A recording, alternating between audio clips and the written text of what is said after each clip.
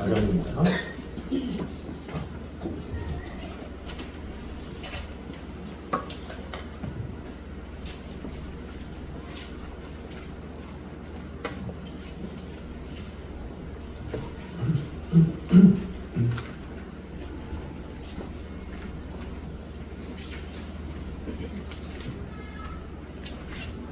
잠언 24장 11절에서 15절까지 말씀입니다.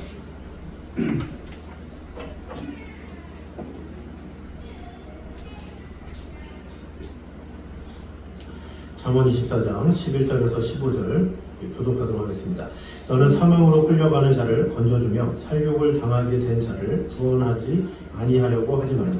내가 말하기를 나는 그것을 알지 못하는 것 같을지라도 마음 저울을 하시니가 어찌 통찰하지 못하시겠으며 내 영혼을 지키시니가 어찌 알지 못하시겠느냐. 그가 각 사람의 행위대로 공평하시리라. 내 아들아 꿀을 먹으라. 이것이 좋으니라. 송이 꿀을 먹으라. 이것이 내 입에 달리라.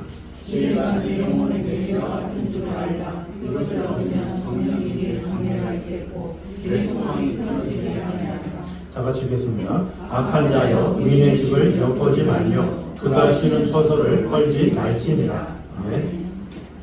자, 오늘 본문은 위급한 자에 대한 구명의 의무를 11절과 12절에 강조를 하고 있습니다.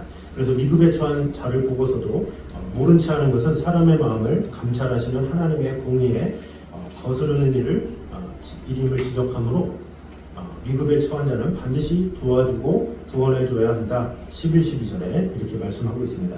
또 13절과 14절은 지혜가 영혼의 송이꿀을 갖추고 장래의 소망이 됨을 강조하면서 이 말씀을 통한 지혜를 추구할 것을 강조하고 있습니다. 다음 15절은 우리 다음부터 있을 또 16절까지는 7.8기의 저력을 가진 의인의 안정과 그에 대조되는 악인의 불안정과 멸망을 강조하여서 의인의 길로 걷도록 간접적으로 교훈하는 내용이 나와 있습니다. 오늘 본문을 통해서 주시는 은혜를 보도록 하겠습니다. 먼저 성도는 이런 영혼을 구원하기 위해서 최선을 다해야 함을 말씀하고 있습니다. 우리 11절 말씀을 다시 한번 읽어보도록 하겠습니다. 24장 11절 시작. 너는 사망으로 끌려가는 자를 건져주며 살육을 당하게 된 자를 구원하지 아니하려고 하지 말라. 아멘. 자, 사망으로 끌려가는 자 그리고 살육을 당하게 된 자 이렇게 말을 하고 있죠. 이들이 누구를 말하느냐? 구체적으로 이견이 있지만 성경에 사망에 이르는 죄가 있으니 이에 대하여 나는 구하라 하지 않노라 이렇게 요한일서 5장 16절에 기록되어 있는데 이 본문에서 가리키는 사람들은 악의적으로 그리스도를 대적하는 자들을 제외한 모든 사람들, 즉 불의하게 압제당함으로써 위기에 처한 사람들뿐만 아니라 잠깐의 실수와 영혼의 연약함으로 인해서 사망으로 끌려가는 모든 사람들을 가리킨다라고 볼 수가 있습니다. 그리스도를 대적하는 자 외에 억울하게 당한 사람들, 또 죽음에 대해서 전혀 모르는 사람들, 자신의 인생에 대해서 어떻게 해야 될까를 전혀 생각지 못한 사람들을 포괄적으로 얘기하고 있다 이렇게 볼 수가 있습니다. 그래서 그런 사람들을 구원해야 할 때 우리가 어떤 자세로 임해야 하느냐라는 것을 말하고 있는 것이죠. 전도자 하퍼 이야기가 있습니다. 그가 3개월 동안 설교를 하기 위해서 배를 타고 이제 바다를 건너던 중에 그 배가 대서양을 항해하던 중에 빙산에 부딪혀서 가라앉았다고 하죠. 그래서 그 승객 중에 얼마는 이 구명정에 옮겨 탈 수 있었지만 하퍼를 포함해서 많은 사람들이 이제 바다에 빠졌다고 합니다. 근데 그 호우적 거리는 그 시간에 하퍼는 주위를 헤엄쳐 다니면서 사람들에게 복음을 전했다고 합니다. 예수님을 믿으십니까? 예수님을 믿어야 구원받습니다. 이렇게 간절히 이야기했다고 하죠. 4년이 지나서 그 여객선에 거기서 살아남은 사람들의 한 모임에서 그 남자는 자기가 그날 밤 2번 구원을 받았다 이렇게 간증을 했다고 합니다. 그래서 첫 번째는 하퍼의 전도로 예수님을 믿게 된 것이고 두 번째는 흑한의 바다에서 구조된 것이다 이렇게 고백을 했죠.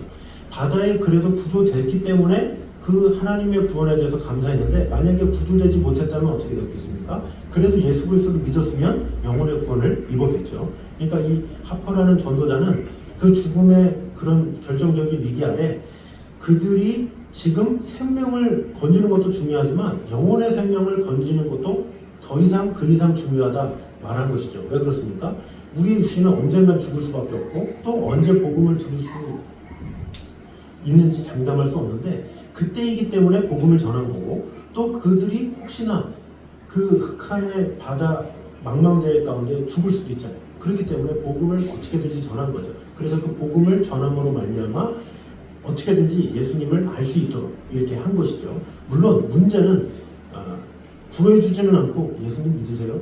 바빠 죽겠는데 그러면 문제겠지만 그 절제절명의 상황에서 그 허우적거리는 상황에서도 침착하게 하면서 도울 것 도우면서 어떻게 보면 두 가지 필요를 잘 세워줬다라고 볼 수가 있습니다. 그래서 우리가 어떤 영혼을 도와줄 때 필요한 것은 두 가지 필요가 항상 있어야 되는 거예요.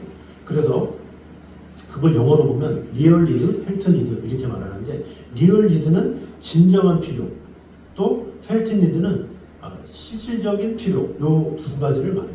그러니까 믿는 사람들이 보면 어떤 어려운 사람을 도와줘야 되겠다 생각하는데 대부분 펠트 니드인 경우가 많이 있어요. 직접적인 필요. 예를 들어서 그분이 물질적으로 되게 어려워. 그러면 내가 물질을 도와줘야지 하면서 그것만 도와주는 경우가 있죠. 그분이 되게 육신적으로 좀 몸도 연약하고 집에 이불이 없대. 그러면서 이불을 사서 주기도 하고 여러 가지 도움을 주는 거예요. 근데 그런 육체적인 것을 도와주는데 실질적인 복음을 전하지 않는다? 그것은 반만한 거죠. 또 어떤 사람들은 반대로 영적인 필요만 강조하고 있어요. 야고보서의 말씀처럼 뭐라 그래요? 그 형제가 헐벗어 죽는데 먹을 것을 주지 않고 입힐 것을 주지 않으면 무슨 소용이 있겠느냐? 행함이 없는 믿음은 죽음이다. 이렇게 하는 것처럼 상대방이 어렵고 힘들어하는데 그것에 대해서는 들어주지 않고 예수님 믿으세요. 예수님 믿으셔야 돼요. 이것만 강조한다면 또 안 되겠죠. 예수님에 대한 복음도 전하면서 그의 필요도 채워주고 이 두 가지가 동시다발적으로 있어야 한다는 거죠. 그것이 바로 영혼을 사랑하는 사람의 태도다라는 것을 말하고 있습니다. 그래서 안식일일지라도 구덩이에 빠진 양 한 마리를 건져내는 것이 바로 주님의 뜻이듯이 우리가 어떤 상황에서도 그 영혼들을 돌보고 그 영혼들을 위해서 마음을 다하는 것이 필요한데 마음을 다할 때 영적인 필요와 육적인 필요 이 두 가지를 동시에 잘 채워줘야 한다라는 거죠. 그래서 영적인 필요에만 너무 치우쳐도 안 되고 육적인 필요에도 너무 치우쳐도 안 되고 육적인 필요도 잘 돌봐주면서 영적인 것도 잘 돌봐주는 것 그것이 지혜로운 사람이다라는 것을 우리는 알아야 합니다. 그래서 우리는 항상 그 영혼들을 돌아볼 때 그의 영적인 필요가 무엇일까 생각과 동시에 그가 육적으로 무엇이 필요할까 이렇게 돌아보면서 같이 도와주고 마음을 다하면 오히려 더 마음을 열고 은혜 주시고 함께 하신다라는 것을 알아야 합니다. 그러므로 우리 모두가 하나님께서 주시는 그 필요들을 통해서 진정한 필요가 무엇인지를 분명히 알아서 먼저 채워주는 것 그것이 필요하죠. 누가복음 5장에 보면 베드로가 물고기를 못 잡았죠. 밤새. 그런 밤새 물고기를 못 잡은 그런 상황에서 베드로한테 나를 따라오너라. 그러면 베드로가 뭐라 그러겠습니까? 지금 뭔가 확신도 없고 그분이 메시아라는 완전한 확신도 없는 상태에서 나를 따라오너라 하는 그 말을 들었겠습니까? 근데 예수님은 뭐를 먼저 채워줬습니까? 영적인 필요를 먼저 채워줬죠. 물고기를 가득 건지도록 하신 거예요. 그 물고기를 가득 건지니까 어때요? 베드로가 감동을 받았죠. 육적인 필요가 채워지니까 갑자기 엎드려서 주여 나를 떠나서서 나는 죄인으로소이다 이렇게 이야기를 했죠. 그랬더니 오히려 육적인 것을 버리고 영이신 주님 영적으로 자신의 영생을 책임져 주실 수 있는 주님께 따라가게 된 것이죠. 바로 예수님이 하신 것도 그것이다라는 거죠. 육적인 필요도 채워주고 또 영적인 필요도 채워주고 그때 나를 따라오너라 했을 때 베드로가 기쁜 마음으로 물고기를 버려두고 따를 수 있었다라는 거죠. 그래서 우리 모두가 항상 어떤 영혼들을 도울 때도 어떤 필요인지 영적인 필요가 어떻고 육적인 필요가 어떻고 이런 필요들을 잘 돕고 협력함으로 말미암아 하나님의 뜻을 온전히 이루는 저희 되시기를 주님의 이름으로 축원합니다. 자, 두 번째는 하나님은 적극적인 범죄뿐만 아니라 소극적인 무관심과 게으름도 심판하신다는 사실을 말씀하고 있습니다.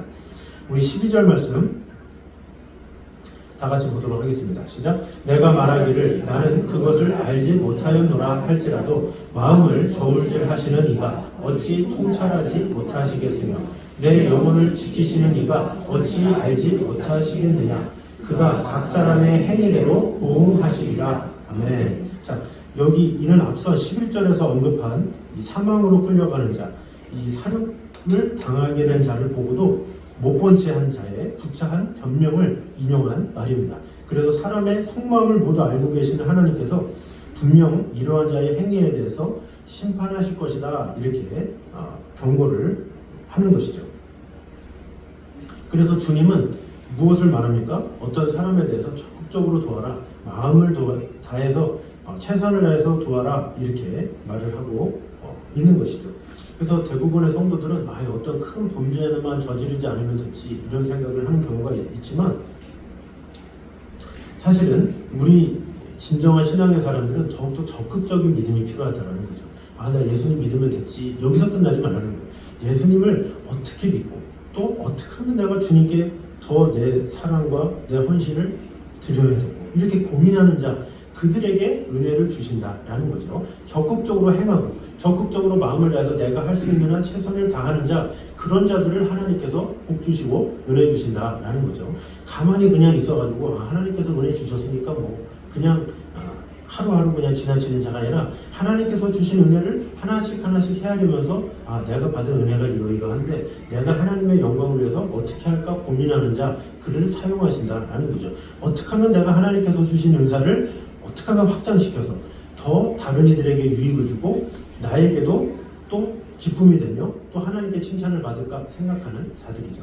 그 예가 마태복음 25장에 보면 달란트 비유가 나오죠. 그 달란트 비유 가운데 뭐라고 말합니까? 한 사람에게는 5달란트를, 한 사람에게는 2달란트를, 한 사람에게는 1달란트를 주죠. 그 마태복음 24장에 나오는 그 달란트 비유에서 그 달란트 받은 자가 어떻게 했습니까? 5달란트 받은 자가 이렇게 많이 주시다니, 그 당시 1달란트가 얼마나 비쌉니까? 그 어마어마한 그 달란트를 가지고 어떻게 쓸까? 어떻게 불릴까? 어떻게 이것을 가지고 어떻게 노력을 해서 할까? 이런 생각을 하죠. 그래서 그 5달란트 가진 자는 가만히 있지 않고 5달란트로 5달란트를 또 만들죠.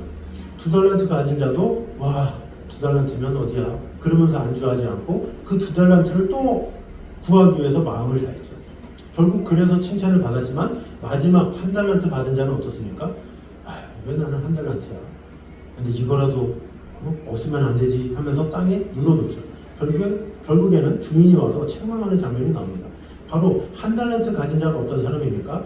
주님께서 나를 구원하셨다는데 뭐 그냥 예배 잘 드리면 되지 뭐, 주일날 교회만 잘 가면 되지 뭐, 이런 것이 어떻게 보면 1달란트 가진 자의 모습이, 그냥 신앙생활 잘하면 되지 뭐 교회에 뭐 피해만 안 끼치고 이렇게만 하면 되지 뭐, 이런 생각이 1달란트 가진 자의 모습이죠. 2달란트, 5달란트에 가진 자의 모습이 뭐예요? 내가 무엇을 할 수 있을까? 내가 하나님을 위해서, 하나님의 영광을 위해서 내가 무엇을 할까? 이렇게 생각하는 자가 2달란트, 5달란트 가진 자의 태도다라는 거죠. 그런 태도를 우리가 갖기 위해서 마음을 다해야 되고, 바로 그런 태도를 가진 자에게 행위대로 주님께서 보응하신다라는 거죠. 그렇게 하기 위해서 어떻게 돼요? 먼저 은혜를 받아야 되겠죠. 사도 바울이 다메섹 도상에서 은혜를 받았죠. 예수님을 만났어요. 그랬더니 주여 누구십니까? 이렇게 물어봤고, 두 번째 한 말이 중요하죠. 주여 내가 무엇을 하리이까? 이것이 중요합니다. 내가 무엇을 하리이까 질문을 했더니 주님께서 내가 너를 이방인의 사도로 불렀다, 이렇게 말씀하시면서 사명을 주시죠. 근데 본인이 사명받을 생각도 안 하고 나는 구원을 받은 거에 감사하고 그냥 그걸로 끝내죠, 이런 사람들한테는 어떻게 하나님께서 주실 수가 없는 거죠. 그래서 우리는 항상 하나님께 주여 내가 무엇을 해야 됩니까? 주님 제가 이 순간 어떤 삶을 살아가야 됩니까? 주님 내 주의 영혼들을 위해서 내가 어떻게 하기를 원하십니까? 이런 자들에게 은혜 주시는 분이심을 우리는 알아야 한다라는 거죠. 그래서 어디에든지 안주하는 삶을 좋아하지 않아요. 우리가 회사에서도 직장에 일하는 직원들이 보통 가장 최악의 직원이 어떤 사람이냐? 가만히 있는 사람이에요. 너무 할 일이 없어가지고 상관한테 뭐 해야 돼요? 이렇게 물어보는 사람. 그런 사람이 가장 위에 가리키는 집에서 가장 답답하죠. 가장 탁월한 사람은 어떤 사람이에요? 말하기도 전에 미리 일하는 사람이죠. 일을 찾아서 하는 사람이에요. 개발하고 연구하고 이건 어떤가 저건 어떤가 막 개발서 막 내가지고 이거 하면 좋을 것 같은데 저거 하면 좋을 것 같은데 막 일을 만들고 힘을 주는 그런 사람들을 좋아하게 돼 있어요. 그래서 되게 안주하고 그냥 가만히 시간만 때우려는 사람들은 그만합시다. 네, 이렇게 되는 거고, 뭐든지 일을 찾으려고 마음을 다하는 사람들에게는 오히려 더 큰 일 주고 금방금방 승진하고 금방금방 성공하게 되는 경우가 있죠. 하나님 나라의 일도 마찬가지라는 거죠. 주님, 제가 무엇을 해야 됩니까? 하나님께 물어보고 열심을 다할 때 하나님께서 더 큰 은혜 주시고 함께 하신다라는 것을 우리는 알아야 합니다. 삭개오가 그랬잖아요. 그 뽕나무 위에서 이 올라갈 때 그 돌무화과나무라고 그러잖아요. 거기에 올라가는 그 적극성, 내가 무엇을 해야 됩니까? 주님, 내 얼굴 좀 봐주세요. 그럴 때 주님께서 삭개오 내려와, 내가 너희 집에 갈게, 이렇게 말을 하시죠. 주님은 간절히 찾는 자, 간절히 간구하는 자, 간절히 은혜를 베푸는 자에게 더 큰 은혜를 베푸시는 분임을 우리는 알아야 합니다. 그러므로 우리는 가만히 안주함으로 그저 내 자리를 지켜야 되겠다 이런 생각이 아니라 오히려 내가 지금 할 수 있는 게 무엇일까? 내가 주님의 나라 갈 때까지 내가 아버지 하나님을 위해서 내가 마음을 다할 수 있는 것은 무엇인가? 늘 생각함으로 말미암아 하나님 앞에 담대하게 서는 자가 될 수 있도록 하나님 앞에 쓰임을 받기 위해 마음을 다하는 저희들 되시기를 주님의 이름으로 축원합니다. 자, 세 번째로는 말씀은 우리의 영혼과 인생을 살리는 영화과 같다라는 사실을 말씀하고 있습니다. 우리 13절과 14절 말씀 같이 읽겠습니다. 시작. 내 아들아 꿀을 먹어라 이것이 신분이라 성꿀을 먹어라 이것이 내 이름이라 지혜가 내 영혼에게 이와 같은 줄 알라 이것을 얻으면 정령이 내 장래가 있겠고 내 소망이 끊어지지 아니하리라. 아멘. 자, 내 아들아 꿀을 먹으라 이렇게 말을 하고 있습니다. 지혜를 물에 좋은 꿀에 비유했다라는 것은 이들 사이에 말씀과 꿀이 같은 연관이 있음을, 지혜와 꿀이 유사함을 말해주고 있는 것이죠. 자, 그러면 이 꿀의 특징이 무엇입니까? 꿀이 입에 단 것처럼 하나님의 말씀을 사모하는 자에게는 꿀처럼 단맛을 가지고 있죠. 꿀이 달달하는 것은 다 알잖아요. 그러나 이 말씀이 달달하는 사실은 말씀에 깊이 빠져본 사람만이 알죠. 그 단맛을 알고 계속 보게 되는 것이죠. 꿀의 특징이 두 번째로 무엇입니까? 자연에서 채취한 완전 식품으로 그 어떤 가공도 필요 없다라는 거죠. 그래서 오히려 가공을 하게 되면 그 맛이 떨어진다라는 것이죠. 마찬가지로 하나님의 말씀 역시 완전하기 때문에 그것을 가감하게 되면 훼손된다라는 것이죠. 또 세 번째로 꿀은 이미 벌 속에 있는 전화 요소에 의해서 포도당과 같은 단당류로 분해되어 있어서 소화 흡수가 쉽고 빠르다라는 거죠. 마찬가지로 하나님의 말씀 역시 성령의 영감으로 계시된 것뿐만 아니라 마음만 열려있다면 남녀노소 누구나 읽을 수 있도록 쓰여졌다는 거죠. 조수가 읽어도 이해가 안 되지만 오히려 어린아이가 읽어도 이해가 되는 것이 하나님의 말씀이죠. 그리고 넷째로 꿀은 먹으면 곧 흡수되어서 피곤한 몸에 힘과 에너지를 공급해 주죠. 마찬가지로 하나님의 말씀 역시 피곤한 우리의 영혼을 소송케 하는 그런 힘을 가지고 있다는 거죠. 다섯 번째로 꿀은 풍부한 비타민과 미네랄, 효소 등을 함유하고 있어서 면역력을 높여주고 고혈압, 당뇨, 암까지 치료하는 놀라운 효능이 있다고 말을 하죠.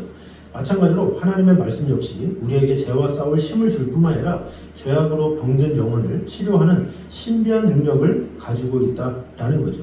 그래서 이 말씀은 우리를 생명의 길로 인도할 뿐만 아니라 우리의 건강의 문제, 우리의 영혼의 문제 모두 치유할 수 있는 힘과 은혜가 있다는 것을 알아야 합니다. 그래서 14절 후반절에 이것을 얻으면 정령이 내 장래가 있겠고 내 소망이 끊어지지 아니하리라 이렇게 말을 하고 있는 것이죠. 자, 그런데 세상 사람들은 꿀은 자연에서 채취한 천연식품이라고 해서 귀한 줄 알죠. 그러나 하나님의 말씀은 귀한 줄 모른다라는 것이 안타까운 일이다라는 거죠. 하물며 교회 안에서도 그런 분들이 참으로 많다라는 것이 안타깝다라는 거죠. 하나님의 말씀으로 위로를 얻고 하나님의 말씀으로 힘을 얻고 하나님의 말씀으로 뭔가 능력을 얻어야 되는데 자꾸 사람으로 위로를 얻으려고 하고 어떤 좋은 환경 없나 그러면서 주의를 살피고 이런 모든 것은 하나님의 사람으로서 해서는 안 되죠. 우리 진정한 믿음의 사람은 어떻게든지 하나님께서 주시는 은혜의 말씀만이 나를 낫게 해준다는 믿음을 가지는 것, 그것이 필요하죠. 이 세상의 꿀들도 그런 효과를 알아서 열심히 먹으려고 애를 쓰잖아요. 나을 때까지 계속 먹는데 하물며 그 말씀을 몇 번 보지도 못하고 그저 덮어버리고 효능도 없어 이런 경우가 얼마나 많습니까? 그래서 그 말씀의 효능을 내가 먼저 알아야 되고 그 효능을 다른 이들에게 전해서 어떤 누가 위로를 얻으려고 하고 누가 사람의 도움이 필요로 할 때 우리는 어떤 도움을 줘야 되겠습니까? 무엇입니까? 하나님의 말씀으로 위로를 얻을 수 있도록, 하나님의 말씀으로 화평을 얻을 수 있도록 도와줘야 한다라는 것입니다. 그러므로 우리에게 이 말씀을 더욱더 소중하고 귀하게 여기는 그 마음이 우리 안에 가득 넘치게 됨으로 말미암아 영혼을 소송케 하시는 하나님의 영광을 우리가 누리고 또 그 기쁨과 은혜를 다른 이들에게도 나누기에 힘쓰는 저와 여러분 되시기를 주님의 이름으로 축원합니다. 기도하겠습니다. 사유주님 감사합니다. 우리와 늘 언제나 함께 하시는 주님, 지켜주시는 주님, 하나님의 귀한 말씀과 은혜로 우리를 지켜주시고 돌봐주매 감사합니다. 아버지 하나님, 우리 성도는 이런 영혼을 구원하기 위해서 최선을 다해야 함을 오늘 보게 되었습니다. 우리 그 영혼들을 향해서 영적인 필요뿐만 아니라 육적인 필요도 잘 채워줄 수 있는 그런 자들이 되게 하여 주시옵소서. 또한 육적인 필요뿐만 아니라 영적인 필요도 잘 채워주는 그런 자들이 되게 하여 주시옵소서.